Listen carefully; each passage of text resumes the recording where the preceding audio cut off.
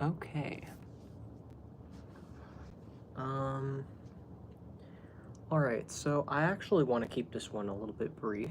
I know I implied that the episodes on this channel would be longer than the episodes on my other channel, because I said that on that channel it's more focused and educational, on this channel it's more casual discussion, which implies that it'd be longer.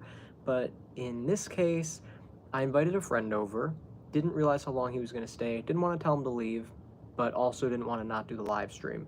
And he's not alone, my boyfriend is hanging out with him, so I figure I can just, you know, leave them alone and do the live stream and then come back. So I'm going to try and keep it brief for that reason, hopefully within like 20 to 30 minutes, hopefully less. So I feel like there isn't a ton to say on this topic, but, you know, I'm trying to make sure that both shows, Just Between Us and Fallen World, feel purposeful, because I don't want my other show to feel like the only one that needs to exist, and then it's like, what's the point of this one? Why have two?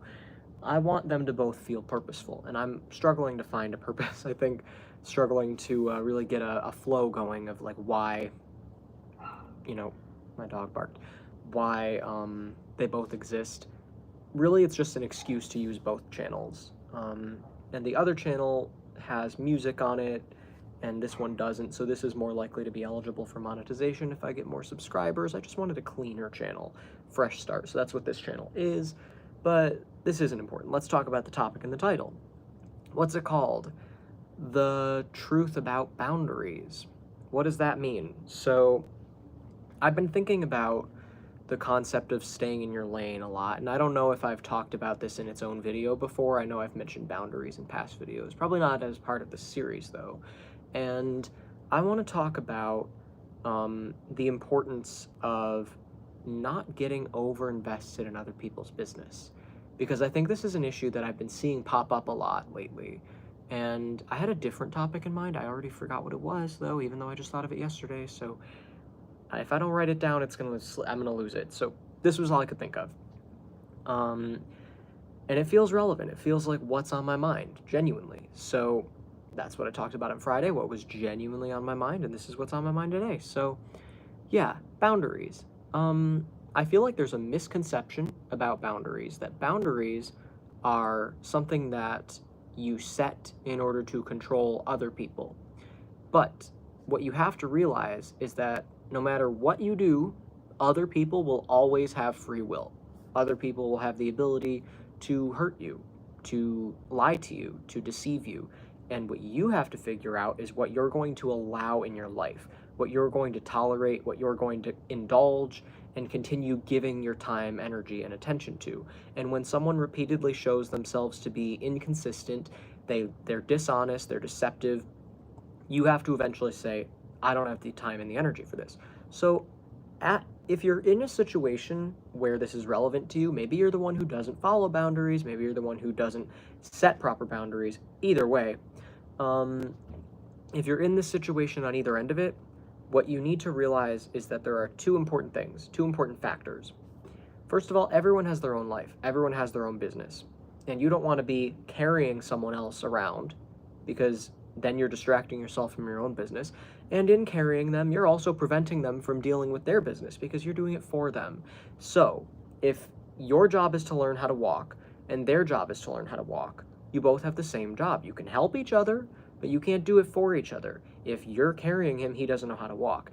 And if he is allowing himself to be carried by you, he's preventing you from, going as fast as you could otherwise. Now he's slowing you down and exhausting you. So this is what happens very often, is people end up enabling others. And the problem with enabling is that what it basically means is that you are making it easier for someone to do something that isn't good for them. You're helping them do something that's destructive or unhealthy. So that's why it isn't good, and that's not good for you, that's not good for them. That's why the solution here is to truly stay in your own lane. Get a strong sense of who you are, where you're going. A good way to do this is to ask yourself, what do you want out of life? Try to envision your future. Try to think about what you want right now. What do you really want just going forward? And sometimes you don't know. Sometimes you're in a situation where maybe you think you want something, but that thing is unavailable to you, or that thing is stressing you out. Maybe you want to win the lottery, right? Who wouldn't want that? But that's not available to you. You can't just go scratch off a ticket and win. The odds of that are astronomical. So you chance upon a winning lottery ticket, but you can't make that a goal. That's not something you can ever guarantee for yourself. And the same is true for relationships. Maybe you want a relationship with someone, but that person is unavailable to you for whatever reason. Doesn't matter why. What matters is that that's the situation.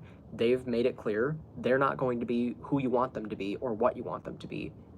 And you have to accept that. That's their prerogative.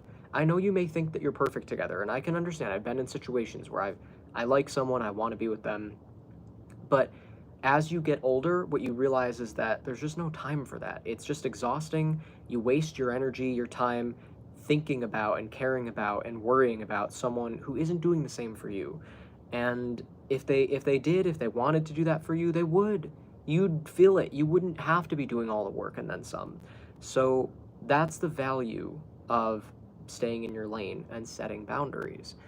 Um, and I feel like there are so many different nuances to this, so many different situations that could come up where it would feel relevant, when you think about just relationships, jobs. Think of like when people get taken advantage of at work all the time. Imagine this: you're at work, right? Your boss keeps asking you to come in. This is something I can relate to. My boss kept asking me to come into work, and I had already set a clear boundary. I said, these are the days I'm available, period. And she kept saying, this person didn't show up. Can you come in on this day? Even though it wasn't my obligation to do that. I was a part-time worker, and I had every right to say no. But she kept asking me, and I kept doing it. I kept going in. And it was because I wanted to help out. And obviously, it's her job to ask all the other workers and see who can come in.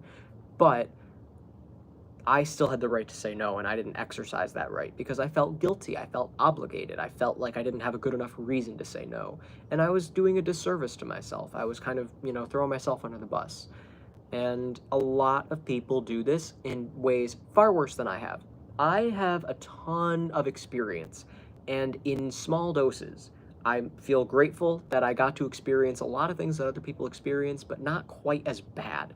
It's sort of like you could have 100% of one thing or 20% of five things, right? That's kind of like what I got. I got a bunch of different things, but in doses. So it's like I know on a lighter, less traumatic scale what this is like and what this is like and this and this and this. And it helps me empathize with people who know 100% of each of those things. Does that make sense?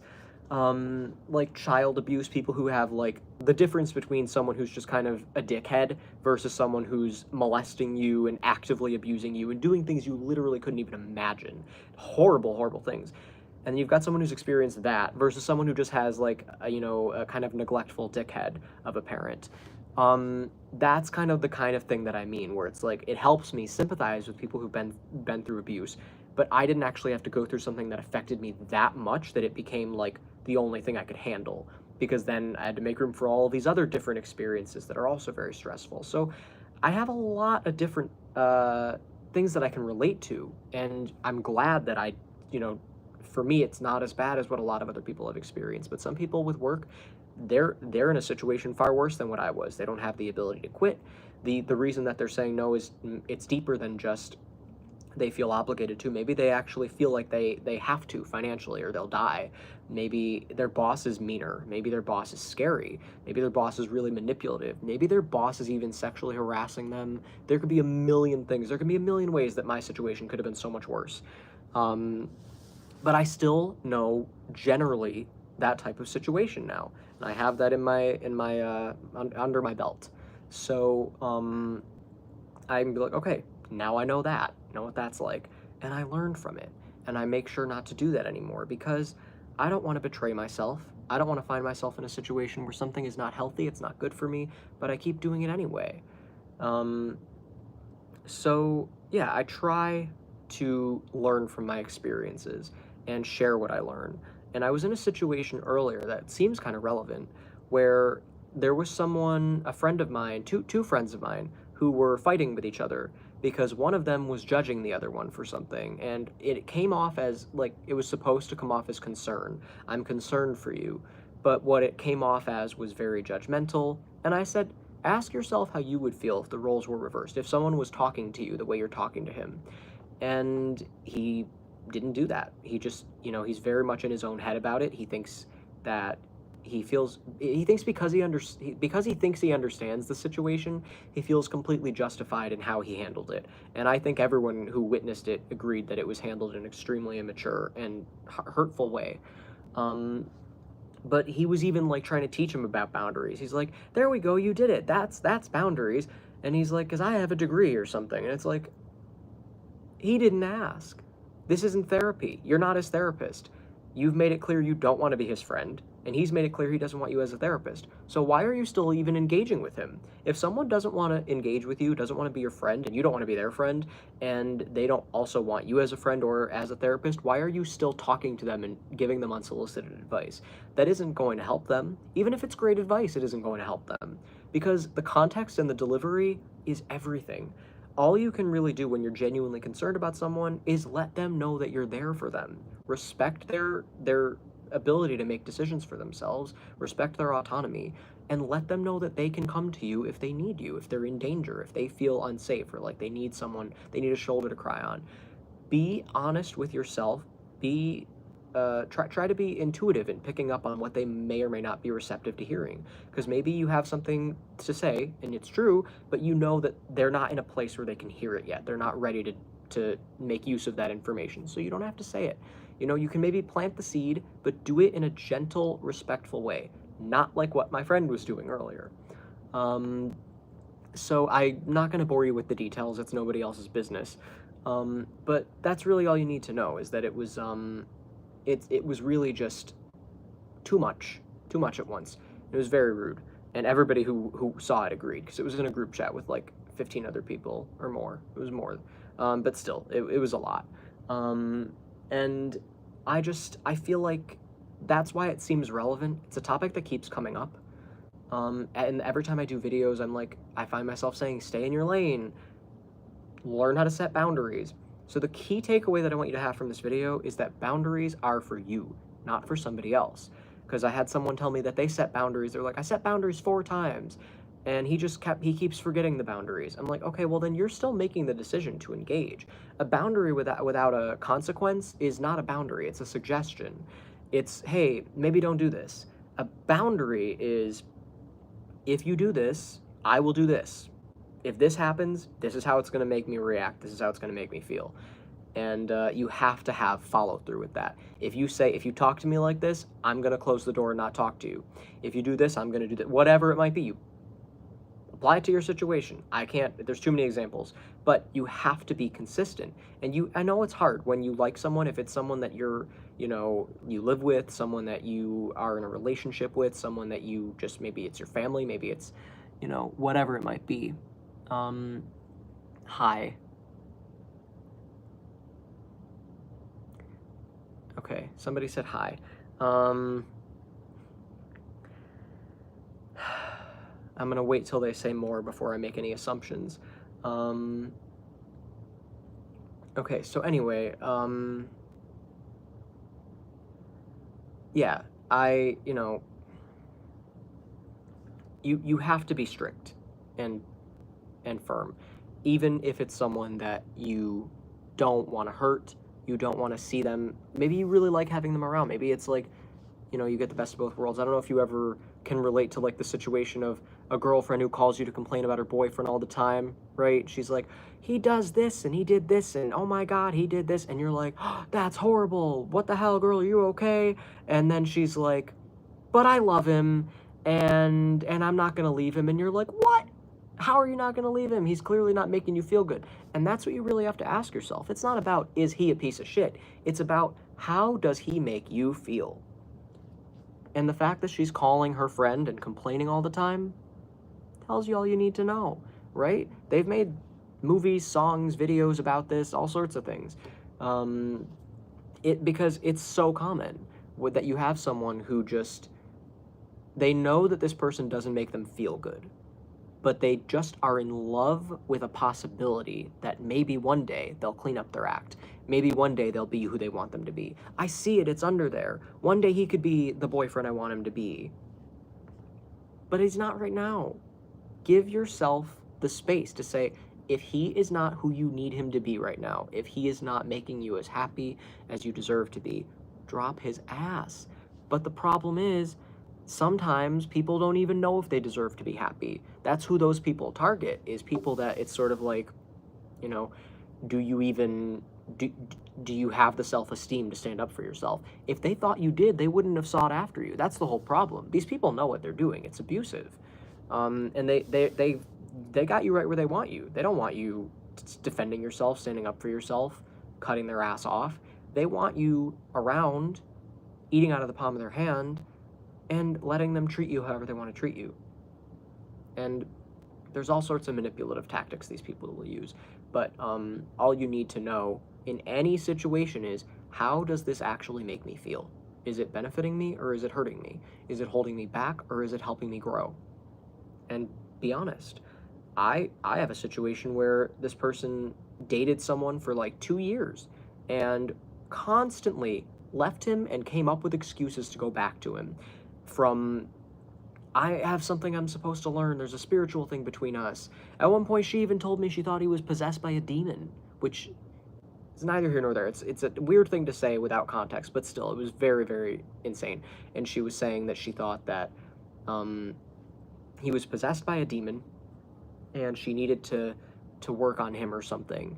And I said, okay, in my own spiritual beliefs, if someone is genuinely possessed, they have an attachment or a possession, that level of dark energy, you stay away from that person. You do not go near them with a 32-foot pole. You are like, you seriously, you just cut them off completely.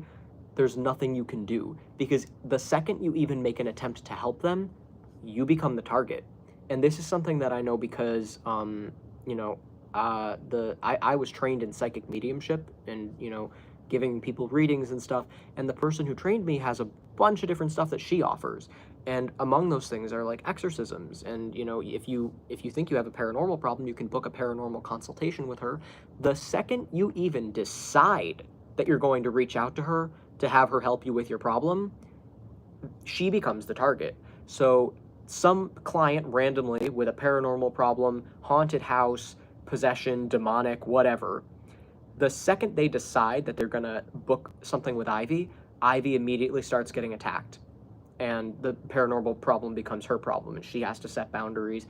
Even with non-physical stuff, you can still set boundaries and make sure that you're not allowing it to get you, because that's what happens. And everyone who is possessed, let it in. It was a conscious decision on their part to not take control of themselves and to give in to the energy around them that was trying to convince them to do something they didn't want to do. She gave the example of Gypsy Rose Blanchard's boyfriend who murdered her mother, and she, you know, posted a video of him talking about it and explaining how he had like, you know, he had like a voice, kind of like an angel and a devil on his shoulder, saying, do this and do this. And he listened to the devil, and he would even acknowledge that was a decision that he made. That's what it's like.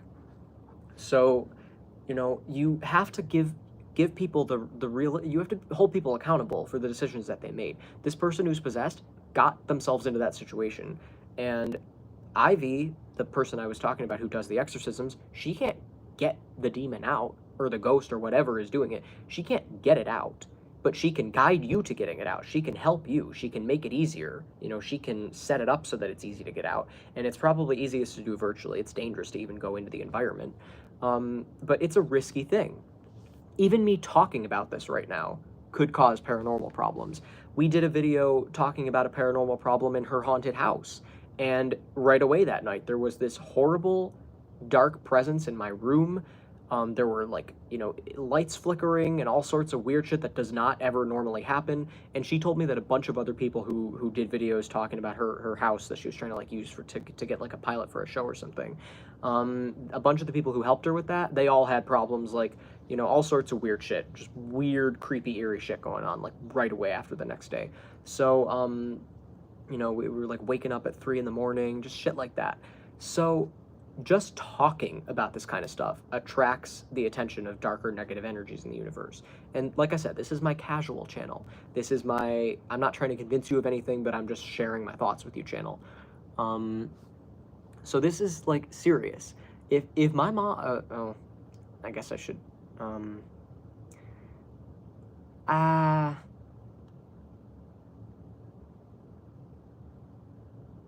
okay. Let me backtrack a little bit. I was talking about demonic possession. If you thought that someone was possessed by a demon, what you do is you stay away from that person entirely. Because if you try to help, if you try to get involved, you're setting yourself up. And my mom was dating this guy, and she thought that he had a demon. And she told me this. And I said, okay, I don't think he's possessed, but if he was, you being around him would not be a good idea. And she just kept making excuses to go back to him. And eventually she left him. And we were all happy. Because he wasn't possessed, but he was a complete dickhead. Just very bitchy person, very whiny. She didn't even like him. That's what made it so weird. She thought that she was supposed to learn something from him. And I kept telling her straight from the beginning, from before they even met. Like I said, I'm telling you right now, what you're supposed to learn from this is don't make the same mistake. You've dated people like him before. Don't do it again. This time, nip it in the bud. And she spent 2 years learning that lesson. I hope she did. I hope she learned it because it's like she could have made the decision to learn it right then and there, but that's the thing, like people are supposed to learn lessons. There are some people who come to Earth, in my belief system, come to Earth and they map out what they're going to learn and they map out how long they think it'll take. They have like, you know, a deadline, you know, by this age, I have to have learned this lesson. But if you really are on top of it, you're on your A game, you can get it all done really fucking fast. And you can be ready to go even before you're 30, you know? And sometimes that'll just happen. You don't kill yourself, but you're done. So, you know, something kills you. You get hit by a car, you have an accident, you choke on something. It could be a million. If you don't know how many ways there are to die, watch the TV show Russian Doll on Netflix. There's a lot of ways you can die. And none of them are suicide. So, you know, sometimes if you just accomplish everything you need to, and you really get it all done, you learn all your lessons, you're on your A game, you don't have to stick around. You beat it, you know, and then you reincarnate and you learn more. And eventually, if you keep doing that and you keep staying on your A game, you're not going to have to reincarnate anymore. You can go somewhere else. You can do something else in the universe. But most people make their work take a lot longer than it needs to. It's sort of like, do you want to learn this the easy way or do you want to learn this the hard way? The only way we can truly learn is through experience, which most of the time is the hard way, but sometimes you can just think better of it and say, you know what? I'm going to be smart. I know this is true. I don't have to experience it. I know it's true. And maybe down the line you'll forget it. You'll be tested, so it's not like a one and done thing. You'll be tested. Like, do you really know it's true? And then they'll keep testing you, and you just have to keep proving that you do. But most people fail those tests. Most people are like, no, but I don't know, maybe it's not. And then they make exceptions, and they make bad decisions, and then they just make everything take a lot longer than it needs to. Most people don't even accomplish half the things they plan to accomplish. And there are some very few people who accomplish more than what they planned on accomplishing, and they did it all really fast. But that's very, very rare. The majority of people barely even accomplish anything that they set out to do, and they just have to keep reincarnating and learning the same lessons over and over and over again. And you can tell who these people are by looking at them. Look at their quality of life. Look at who they are. You know, it's not hard to tell. So, yeah. Basically, the problem is that they're not staying in their lane. So let's circle back to the topic at hand, and I'm going to try and wrap this up because I've been talking for 25 minutes. They're not staying in their lane, you know? They're just running off, doing other things. They get up in other people's business. That's what distracts them. They worry too much. Fear is a huge hindrance. So look out for these things. Fear, control, ego, manipulation, getting in other people's business. These are the things that will hold you back the most. When you focus on your own stuff, You get your mind out of the other people's business, and you say, okay, even if I want this, I'm gonna acknowledge and accept when it's clear that it's unavailable to me. And if it becomes available in the future, good. I'm gonna wait till it's actually on my path before I worry about it. And nose to the grind, just keep going. And this will help you. So I cannot emphasize that enough. You have to stay in your lane. That's how you set boundaries. Stop thinking, but what about this person? What about you? Okay? So hopefully this was helpful. Thank you very much for tuning in.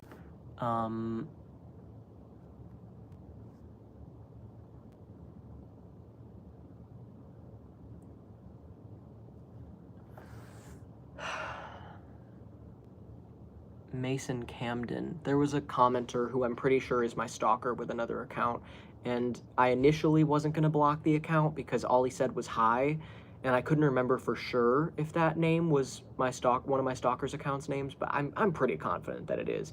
So I just blocked him just because I said that I would. I want to stick to it. I have a stalker who watches my YouTube. He's only on YouTube. He's not on all social medias, but he watches my YouTube channels, leaves like 10 dislikes on all my videos from all of his different accounts, and I've tried my best to block everyone that pops up as they pop up. But yeah, I'm gonna go double check and make sure that was him, you know, because I think that's on a list of names that I blocked on my other channel. So I'll check if Mason Camden is one of them. Have a good night. Thank you for watching. Sorry this was so brief, but hopefully it was interesting and helpful. And I'm gonna go back up and hopefully my friend hasn't left yet. Have a good night.